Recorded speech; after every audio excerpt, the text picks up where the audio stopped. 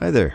In this video we're going to take a look at some of the interesting anomalies that you might come across when you're watching the SpaceX Crew Dragon or Cargo Dragon either approaching or departing from the International Space Station.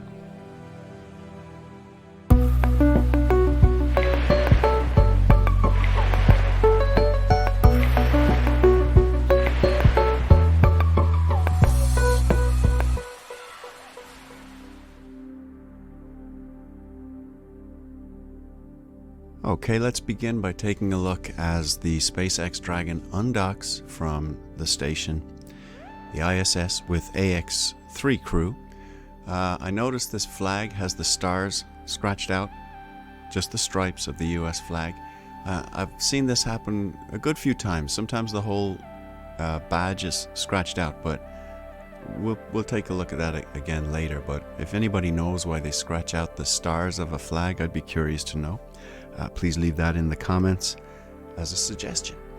We're not going to pay much attention to these artifacts, kind of digital artifacts in this area and this area. We'll just let that go. We're mostly going to concentrate on this little piece of foil here, because as the craft flies away, despite the fact, by the way, we're traveling allegedly at 17,500 plus miles per hour around the globe Earth right now, and this isn't even jittering. As soon as these thrusters are ignited, this thing will be billowing around like your grandma's underpants on the clothesline. Let's take a look. All hooks are open. Isn't that strange? So, to me, that... We just heard confirmation that the second set of 6 hooks is open. Yeah, the hooks are open. That will begin to separate Dragon from the space station as we see those thrusters firing. And as we see the foil flapping around. Okay, before we move on, we're still on AX-3 here. I just want to show you a quick little digital mishap. This is about 9 minutes or so into the footage. 8:48. Here we go. The sphere is one of several safety zones set up to govern visiting spacecraft. So this is the ship up here as it heads off into the distance. We've just cut from control room 1. It could be control room 2, I'm not sure. But anyway, this is our vessel. It's a tiny little triangle up here. You see the light reflecting on it here. Let's watch. Either arriving or departing the station. Okay, so we cut. Now what's going on down here? Before moving. Oh, 4 ships. This is the same ship that we just saw up in the top corner. We're on a different camera now. And there are 4 of them. And then I think it's time that we cut away real quick here. Yeah, something like this looks good, so that we don't have to linger too long on that weird little digital mishap. Okay, now we can leave AX-3 and move on. Just wanted to stop in here on this still image from CRS-28 mission. This was June 19th, 2023. And I just wanted to point out the flag. Like, what is going on with this flag? Why are we missing a stripe here? We're missing a square area here. And the stars are all scratched up. This looks very deliberate, kind of tampered with. Is it a bit of fun? Do they do this on Earth before they head up to so-called outer space? Or do they send a spaceman out with his penknife to whittle up the flag? Just wondering what's going on. If anyone has any information on why they have to butcher up the flag like that, I'd be curious to hear your answers. Let's move on.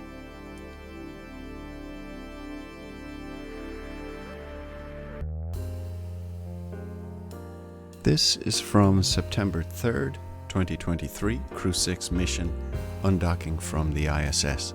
Now, before we play this, I want you to just imagine that you've got a limitless budget to produce the best footage you can of, say, a small little spacecraft drifting away from your massive space station. That's your task, and money is not an issue. Hire who you need, make it look good, and get after it. Keep that in mind as we listen to our hosts describe why the screen looks kind of like an 80s video game right now. I love this view that we have. It might be a little confusing if you're just looking at it wondering what all the dots are. The lights that we see actually moving on screen is Dragon itself. The red and green represent the port and the starboard. So she said the lights that are moving, that's these ones obviously, are the actual craft. It's Dragon itself. So she's going to explain that these are all dead pixels. Her co-host will explain that, but let's allow them speak here. Side, that white light in the center is actually an interior light shining through the forward hatch of the capsule. There's people in there. If we would have been able to perform. So up the top here, you can see a dot that moved in as they zoomed. You know, when they zoom in and out of the craft, that's when you get this erratic looking motion. That's just allegedly the way the camera is zooming. But in this instance, there's a little dot that appears above the craft that I think is worth paying attention to. Let's have a little rewind and continue to look again. The forward hatch of the capsule.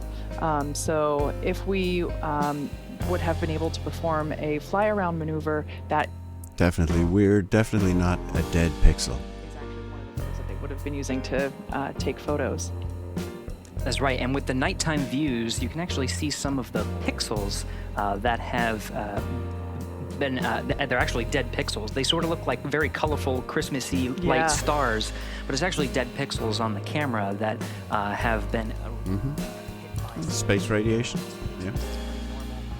Oh yeah. That we see in space. There's actually programs within the camera that allow... It's normal space stuff. There's software within it that allow us to fix some of the imperfections of those pixels. Yeah. But those are not stars. Those are pixels of the camera. So they just explained these static lights, they're dead pixels. These lights moving around, that's an actual spacecraft. Alright, so I've skipped ahead a little bit here on the Crew-6 mission. We're going to jump back in at 29 minutes and about 34 seconds. And we're going to watch as the craft is seen moving up the screen and back down the screen. But what's interesting is to the left and to the right of it, you're going to see two little dots moving absolutely in synchronous motion with the Dragon craft. Let's watch. To recap some of the exchange there, that was from inside the Dragon, Commander Steve Bowen sending some congratulatory words for a successful separation and exit of the Keep Out Sphere. Frank Rubio from inside the station saying farewell. On the big loop, this is an audio configuration that allows both teams on the ground, the teams in Houston as well as Hawthorne, and the two spacecraft in orbit, the Dragon and the International Space Station, all to talk on one communication loop. Saying farewell to their crew. They're now outside the Keep Out Sphere, and the next step is the approach ellipsoid. They just got the cue to doff their suits because that next burn, depart burn 2, is not going to happen for another 50 minutes. Alright, I've made it a slideshow going over what we just watched. And I've basically just taken some still shots from the video footage, darkened out the background, and I've highlighted objects that are seen moving all in synchronous arrangement together. So this is our first clip here. This is when the craft first starts to move. Here's our second one. So pretty undeniable that these objects are all moving together as one. Which of course just doesn't make any sense.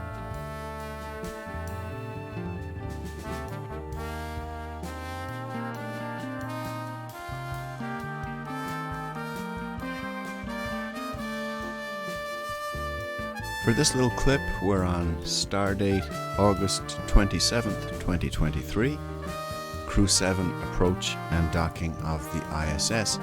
And we're going to see some perfectly normal background motion here on this cut, but when the camera goes to the next cut, we're going to see some horrendous jittering action. And it's really a frame rate problem, not a buffering issue. Buffering would be when you're trying to move a lot of data and you don't have the bandwidth to do it and you get some kind of glitching effect in your footage. Well, you'll see that that's clearly not what's happening here. It's more like you've put in a Super 8 film and the frame rate isn't set up properly and it's jittering back and forth. And we'll take a look and see that for ourselves. Waypoint 0 is coming up in about 2 minutes. Smooth enough here. Waypoint 1 puts us on the docking axis, so it pretty much lines us directly up with that corridor that the spacecraft will follow all the way in to where it docks on the zenith port of the International Space Station. There is a pause at waypoint 2. That's about 20 meters away, so that is kind of the final check of all the systems on both sides of the spacecrafts. And there's the jitter. Everyone's still go for docking. We're not tracking any major issues. So obviously you can see that jitter. But also, if you notice the way it cut there, when it cut to this camera, it seems like it's in a completely different location. Let's take a quick look at that cut. From here, where it's bright, as this version of the Dragon approaches, a very straight bank of clouds here. You can see the angle. The light angle is basically, what, 11 to 5 here? And that this bank of clouds is almost vertical. So watch. Of all the systems on. So now we're at on a different camera. We've twisted around more like to say 10 and 4 on the dial here. To make sure that everyone's still going. Jittering horribly. So I'll talk about the jittering in a second, but as you can see, the way we're approaching these clouds is not the same as what we just cut from. So it's like, you know, that was not a live direct cut because we're in a different location for sure. They can hold there for any lighting changes if they. Okay, so as you can see, obviously the film below is just flicking about horribly here. So I'm going to slow it down and we'll take a look at that. I think when you slow it down, it really shows it for what it is. This background film is moving forwards, backward, forward, backwards. Now, that's not possible if this is reality we're looking at. Let's watch. Wow. Well, we've been there already. No, we'll go there again. Oh, we've been there. No, we'll go there again. Absolutely ridiculous. Look at that. This goes on for a while too. And look how still the craft is. You know, this is obviously special effects gone wrong.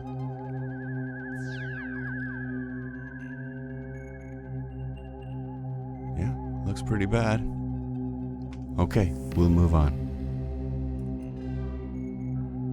Bumping ahead here on the Crew-7 approach and docking.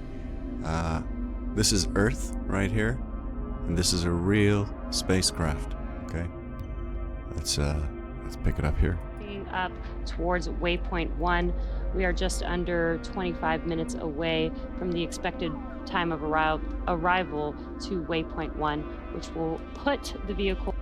So looking up here, we're going to see that dot moving with the craft as we kind of witnessed earlier. Let's take a look. In line with the docking adapter on the International Space. And over here too. So this one and this one. Space Station, and also put the vehicle directly above the International Space Station. Okay, not this one. This one's not going anywhere. But it is interesting to observe these Dragon missions. You often see weird anomalies like this in various spots. Sometimes it's just one moving light, sometimes it's several. And it really does seem like they're connected together in some way. I'm not sure how, but my guess is that this is a model, and this has to do with how the model moves. Let's continue to watch. So if you're tracking, that's an almost 30-hour ride to orbit. The crew are suited up now. They are in their seats. They have not had to do so during the flight, and we just got a really cool view of one of those Draco thrusters firing, helping us fine-tune our approach.